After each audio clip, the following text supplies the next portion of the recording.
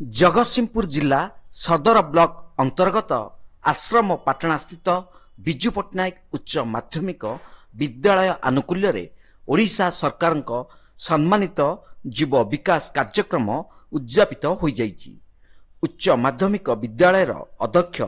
रवि नारायण रथଙ୍କ अध्यक्षतार आयोजन एही उद्यापनी उत्सव रे मुख्य अतिथि भाव स्थानीय सरपंच लिपक कुमार साहू, वाईडीपी नोडाल अधिकारी अध्यापक लक्ष्मीधर प्रधान, पीतांबर साहू, लोचन कुमार पति, कृष्णचंद्र साहू प्रमुख जोगदे ओडिशा सरकार प्रायोजित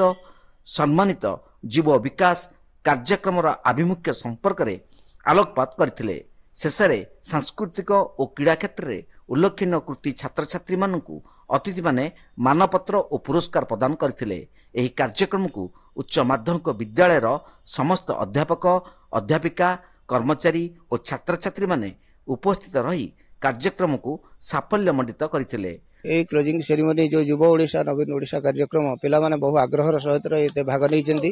एवं समस्त कार्य सफलतार सह आम कर्मचारी माने सुचारू रूपे तो करि आखपाख गाँव में लोक मान बहुत प्रभाव पकई एवं क्रीड़ा प्रतियोगितार छात्र छात्री माने बहुत खुशी अच्छा से प्राइज आज नहीं से आनंद व्यक्त कर जो होता समन्वित युव विकास कार्यक्रम दीर्घ 3 दिन धरी ये कार्यक्रम चली विजु पट्टनायक जूनियर कॉलेज रे निश्चिंत भाव में एक चितार्थक कार्यक्रम 3 दिन धरी जो आनंद उल्लास एवं उत्साहर कार्यक्रम चली ए बहु पार्टिसिपेशन करथिले पिला माने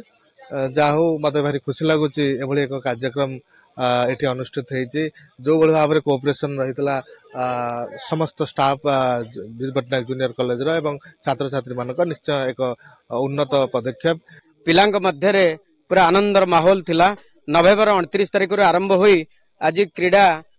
प्रतियोगितार शेष दिवस उद्यापन उत्सव थिला। एथिरे विभिन्न विभाग रे बहु छात्र छात्री आग्रह सहित अंशग्रहण करी फर्स्ट सेकंड थर्ड होइचंती एवं जो माने किछि पोजीशन पाई नाहंती से माने मध्य भविष्यत रे जितिबार लक्ष्य नहीं संतोषजनक लाभ करिसंती कारण failure is the pillar of success. Jagatsinghpur Rita Sahu को रिपोर्ट तीर्थक्षेत्र लाइन।